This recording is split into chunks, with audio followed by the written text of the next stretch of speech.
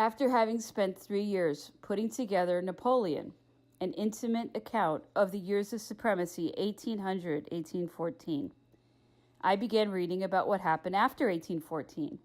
I discovered some truly exciting things, amongst which was the introduction to a young man named Louis-Joseph Marchand, who started to work in the entourage of the emperor in 1811. Eventually, Marchand became the first valet to the emperor. He kept detailed notes of his time in the presence of Napoleon until the day of the emperor's death. The Marchand memoirs, for many years, having been kept in private hands, at last in 1952 saw the light of day in published form in French. I was able to secure the first English language rights to this work. We have reproduced it in English exactly as it was published under the direction of Jean Bourguignon of the Académie des Beaux-Arts. Jean Toulard recognizes this work as the last of the significant Napoleonic manuscripts to be translated into English. A valet's task does not, under circumstances of his employment, sign his labors as worthy of attention. However, the fascinating chronology of the lives of these two men makes what he has to say most interesting, even to the amateur. Marchand does not try to write history. He writes an engaging reminiscence of experience in the imperial presence. A gifted man of intelligence, he was without personal or material ambition. Although Napoleon respected Marchand, he of course did not know what a magnificent memoir Marchand would produce, depicting what happened after 1811, the Russian campaign, the campaigns of Germany and France, Elba, the 100 Days, culminating in Waterloo and St. Helena. It is all laid out in clear and orderly fashion, practically day by day. Rich though it is as a daily record, it also preserves the stories Napoleon recounted of past events. The work is important to English-speaking people who, unfortunately, in the main, know this emperor only as a warrior. As his story unfolds, we find an administrative genius, a warm personality, a true and inspired civil servant, a gallant lover, and a man married to the idea of protecting the garden of his beloved France. Asked to give in a sentence the greatest of his accomplishments, it can be said that he finished off feudalism in Europe and returned the land to the people. He encouraged all religions, and he discouraged religious efforts to interfere with the government. His very being threatened the tottering autocratic thrones of Russia, Prussia, and Austria. His interest in the East threatened the trade lanes of the English. Great leader that he was, he could not fend off the combined forces of these governments, and eventually he was overrun. The remarkable narrative presented in Marchand's memoirs takes the reader from the apex of Napoleon's accomplishments through the miseries of defeat, imprisonment, and death. Seldom is greatness accompanied to the grave by such a friend. How fortunate for history that Marchand kept these pages of memoirs, written in good and flowing language, filling in many details, correcting the mistakes of others. It is the true story of greatness, an eyewitness record to history and its aftermath. Indeed, Marchand's memoirs become one of the most important historical documents covering the life of this great leader. This is the preface by Jean Toulard, member of the Institute of France, professor at the Sorbonne. There is no doubt of the authenticity of these memoirs, nor the truth of the facts which Marchand reports. He had nothing to hide, nothing to apologize for. He spoke with sincerity and simplicity of the everyday life of Napoleon. This body of work is the last of the important Napoleonic memoirs to be translated into English. Marchand has provided precious memories that lead us into an intimacy with this great man. However, one's curiosity is piqued by the previously published memoirs of Constant Wéry by L'Avocat in 1830. That publication was quite successful until scholars began to have reservations about the composition of the work.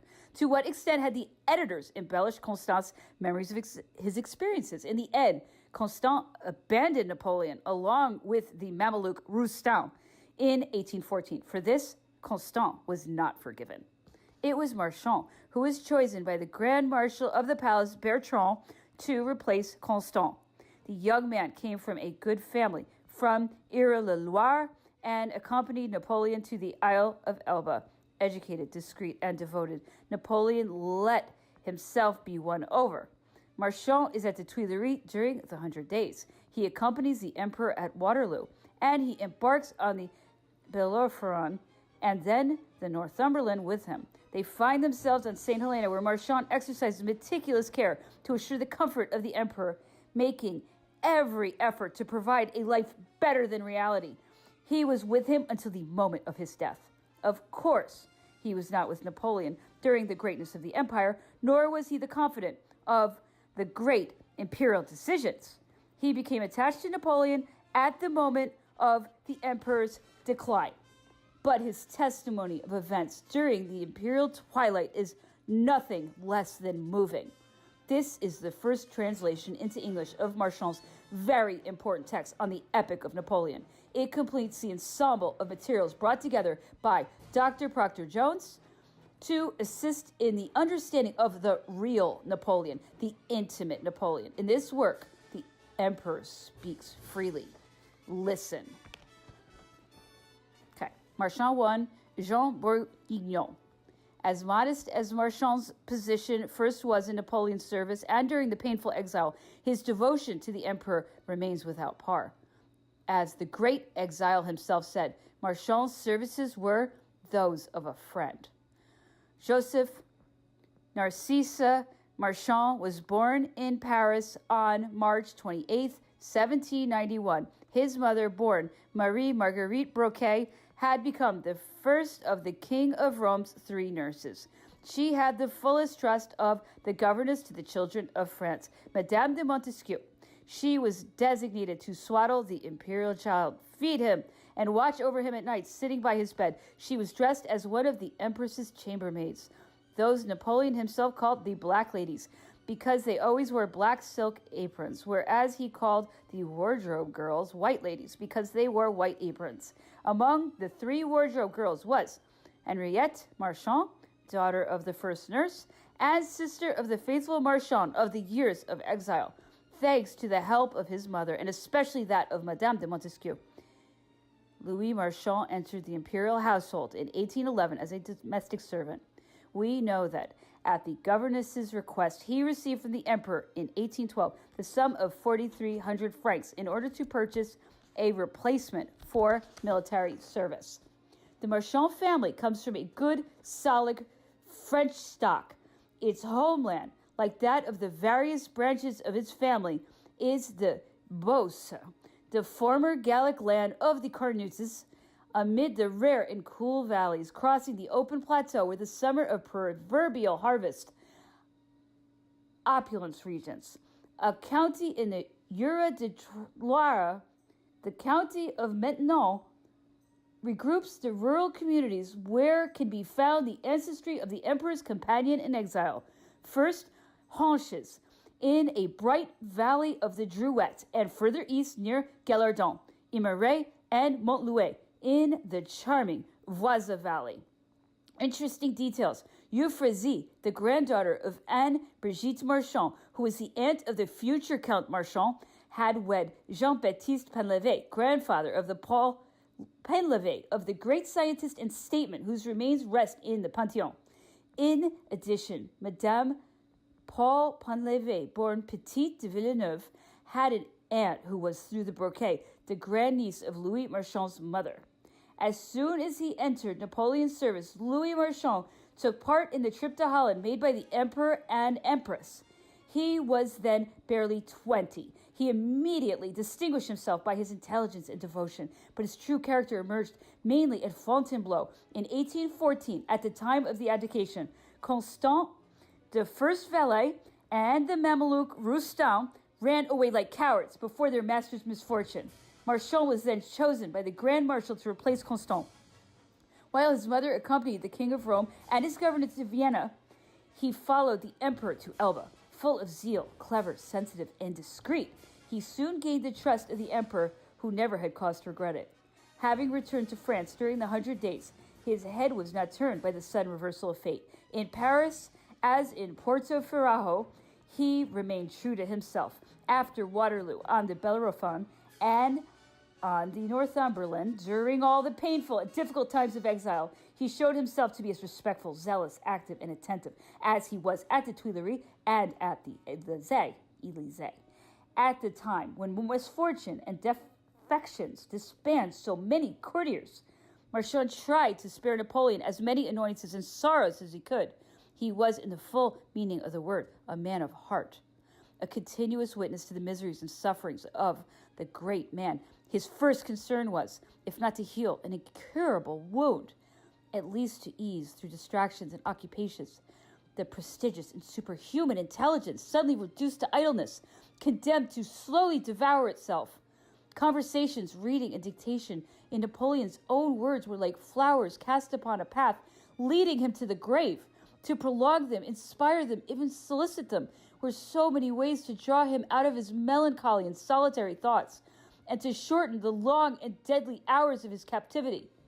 Marchand took part in these historical or literary distractions. The summary of Julius Caesar's wars was entirely written in his hand under Napoleon's dictation, as well as various other fragments published in 1836. On his deathbed, the emperor had bestowed on Marchand the title of count and had named him a trustee of his will and the annexed codicils. He thus gave proof, through his supreme active will, of the high esteem in which he held the faithful companion of his years of misfortune. He had advised him and even ordered him to marry, on his return to France, the daughter of a general who had distinguished himself during the imperial wars. This was General Brayer, the very man who had led the emperor's march on Paris in March 1815 and then brilliantly commanded a guard division. Marchand complied with the imperial wish. On November 15th, 1823, he married Mademoiselle Mathilde Brayer in the church of Notre-Dame de Lorette. I have before me a few of the letters of congratulations sent to him on this occasion by members of the imperial family, all of which are unpublished. Here, dated Munich, December 11th, 1823, is a letter from Prince Eugene. I am greatly in favor of this alliance, he wrote, and wish that it may contribute to your happiness. The princess also asked me to assure you she sincerely shares my feelings in this regard. King Joseph's wife, Queen Julie, then Countess de Servilliers, wrote from Brussels on November 29, 1823, in this fashion: I have heard with great pleasure of your marriage, the more so because you have fulfilled the emperor's wish in marrying the daughter of one of his brave generals. I congratulate you on this and fondly hope that you shall find happiness in such a union which does honor to your feelings. Please believe I shall always take an interest in one who has shown such touching devotion to him whom we shall always mourn, and who never doubt my special esteem. King Joseph himself, a few months later, added his wishes to his wife's. He wrote from the United States on May 31st, 1824, I know Lieutenant General Brayer rather well, and I am charmed that his daughter has become your bride. I have no doubt she will find happiness with you, whose faithfulness and noble sentiments shall henceforth serve as an example to generous souls. Have no doubt that I shall always feel true satisfaction in hearing from you, and in expressing to you my attachment and my esteem. Prince Pauline Borghese expressed the same feelings in a letter dated Rome, December 22nd, 1823. I shall always learn with pleasure, she says, all that can be favorable and bring you happiness. I greatly hope that circumstances will allow you to come to Italy, so that I may tell you in person of all the esteem I have for you and meet your wife. Here's another handwritten letter from the Prince of Canino, Lucien Bonaparte, addressed to Count Marchand on December 23rd, 1823. Dear Count Marchand, I have received your letter dated November 18th and learned of your marriage with all the interest I shall never cease having for you. Please convey to Countess Marchand all my wishes for her happiness. If anyone should be happy on earth, you deserve it. Please believe in the sentiments you have earned for life, for myself, my wife, and my children. Finally, a little later, comes a letter from Cardinal Fesch, dated Rome, January 10th, 1824. I have received, he wrote, news of your marriage to the daughter of Lieutenant General Brayer, by which you have fulfilled the Emperor's last wish. This double interest has brought me great satisfaction. Please believe that I shall never cease to pray God, who alone can bring happiness and who, in blessing your union, can make it perfectly happy. The greater part of our family, now in Rome, was delighted to hear the good news, and we are all convinced you shall make a happy couple. We further hope that happier times will allow you to come and see us, so that we may express to you the sentiment of attachment we feel for you, and with which I remain affectionately yours. Felix Bacocciocchi, Princess Elisa's husband, expressed himself in similar terms in this letter dated December 28th, 1823. Count Marchand, I can only applaud this choice, which both fulfills the emperor's wish and also promises you the happiness you deserve for so many reasons. We find the same feelings in letters from King Jerome and from Louis, who signs as the Duke of Saint-Lô. I wanted to reproduce the preceding quotations as they are taken from autographed and unpublished letters faithfully kept by Marchand, which, through their dates and points of origin, remind us of the dispersion of the Bonapartes following the fall of the empire. The feelings expressed in them are unanimous, without planned agreement, and one can only notice everywhere in that correspondence the outpouring of sympathy and consideration Marchand enjoyed from the imperial family. He was without hesitation given the title of Count that Napoleon had bestowed on him in a theoretical and moral fashion, and that Napoleon III would later confirm through official documents. No doubt can remain in this regard, and we can only cite this passage from an unpublished letter from Louis Bonaparte, former King of Holland, then Duke of Saint-Lô, who wrote Marchand from Rome on August 2nd, 1823. I seize this occasion to express my feelings of esteem and the gratitude of each member of my family for the faithful services you have rendered with as much courage as perseverance to its head and sovereign. You are no longer a stranger to any of us. We only can and must consider you a worthy and old friend.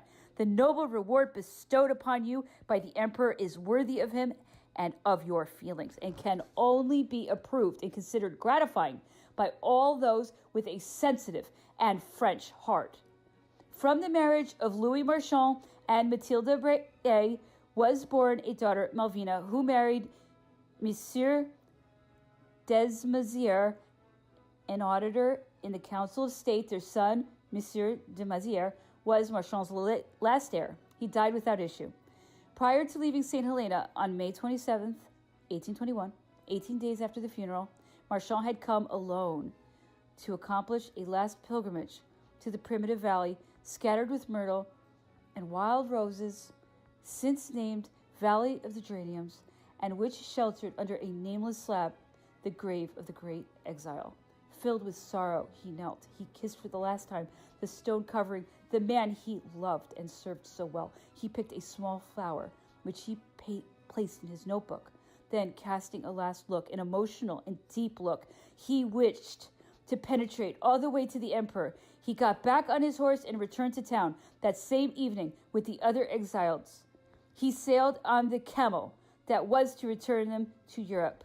It was natural that such a man, so devoted to the emperor, motivated by such high feelings, should accompany Napoleon's casket, return to France at last in 1840 to its final burial place, Les Invalides. Marchand was placed, along with Bertrand, in the foremost rank of the expedition, which, under the command of the Prince of Joinville, returned the imperial ashes to France. But Marchand did not make the journey on the Belle Poule. He was placed aboard the Favorite, which was part of the same naval squadron division. After the return of the ashes, as during the long years preceding it, Marchand led a discreet and quiet life in Paris, welcomed with open arms by all who kept the imperial cult. Among those close to the Marchand couple, we must mention Valérie Muselier, whose unusual memoirs I have published. Goddaughter of Empress Josephine, she had been Queen Hortense's last lady-in-waiting, shared her years of exile, and had shown her the most faithful and kind attachment. She was a charming lady in heart and spirit. A single incident suffices to depict her. As she was about to leave the castle of Oranienburg after the Queen's death, Prince Louis, the future Napoleon III, asked what her plans were. With some emotion in her voice, she replied, "To remember." She had retired to Paris and lived with her friend Josephine de Forget, grandniece of Empress Josephine, best known as the Consuelo, painted by Eugène Delacroix. On December 15th, 1840, Valérie watched the passage of Napoleon's funeral cortege from a window on Avenue des Champs-Élysées. The next day, December 16th, she wrote to her aunt, Countess d'Estuar, a letter I published in my book, The Return of the Ashes. The original text is in my possession and gives a vivid impression of the unforgettable ceremony.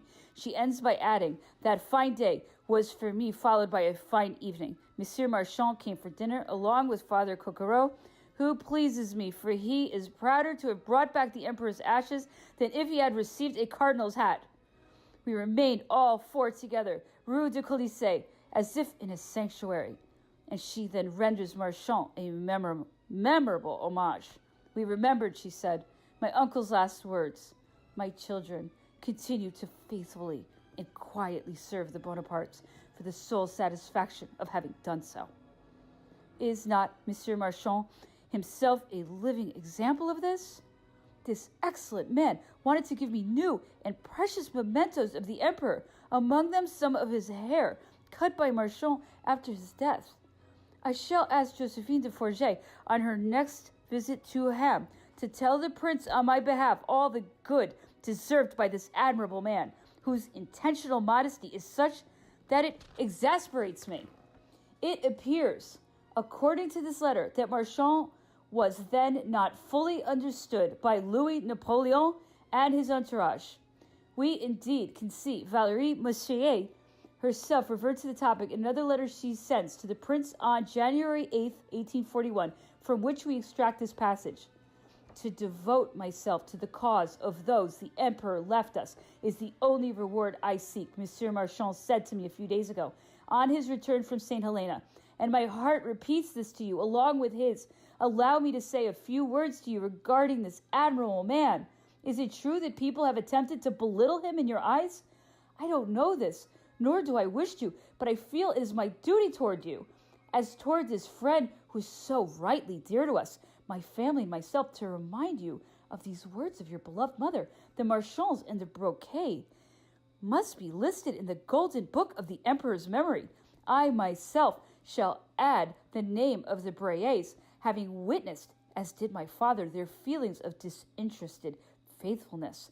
I can hear you from here, my dear prince, cry out that Valérie is always the one to sound a trumpet. This does not displease me. I wish I could have had the honor of having this said to me by your uncle as by yourself. With this great evocation of memory, I shall leave you, my dear prince, after assuring you once more of the perennial faithfulness of the Massier and the Edouard. I ask your permission to kiss you, as always, in memory of my queen. Valérie Massier's intervention was not a fruitless one. Prejudice against Marchand disappeared. Napoleon I, executor, was regularly received at the Tuileries under the Second Empire. Napoleon III insisted on confirming Marchand's title of Count. He also made him an officer of the Legion of Honor. I made a point of exhibiting at Malmaison, in a small room on the second floor dedicated to Marchand, the documents making these nominations official. Additionally, it is appropriate to recall it was Marchand who submitted to Napoleon III Article 32 of the instructions dictated to him by Napoleon I. This article stated, should a reversal of fortune restore my son to the throne, it is the duty of my executors to draw his attention to all that I owe to my old officers and soldiers and my faithful servants. In fact, the beneficiaries of the will had not received the full amount of their bequests. The beneficiaries of the codicils had received nothing. Napoleon III received this request favorably, and on May 5th, 1855, an imperial decree called for the execution of Napoleon I's last wishes. At the fall of the Second Empire, Marchand remained faithful to Napoleon III, as he had been to his uncle. I find proof of this in Napoleon III's unpublished letter to Marchand, dated Camden Place, Chislehurst, September 10th, 1872. My dear Count Marchand, I am deeply touched by the affectionate and devoted words you wrote to me on the occasion of August 15th. Whenever I receive a testimony of your unalterable affection, I feel closer to the glorious period you witnessed, of which you are the living reminder. Please believe, my dear Count Marchand, in my feelings of friendship. Marchand, who had witnessed the two great imperial catastrophes, Waterloo and Sedan, died in Trouville on June 19th, 1876, surrounded by those dear to him, in the house he owned, Rue de la Cave, where he spent the summer. He was 85 years old. His funeral took place in Paris, where he had his regular domicile, 5 Place du Palais Bourbon. The ceremony was a very simple one, but held amidst a great number of faithful friends. Valérie Messier, who had retired after Napoleon III's death to her Jura estate at the Étoile, insisted on attending the religious ceremony in spite of her age. With emotions, she placed violets on the newly dug grave. Marchand's life, apart from what is revealed through this memoirs, does not lend itself to lengthy discussion, but his appealing figure shall survive as a magnificent example of greatness in the realm of faithfulness, righteousness, and devotion.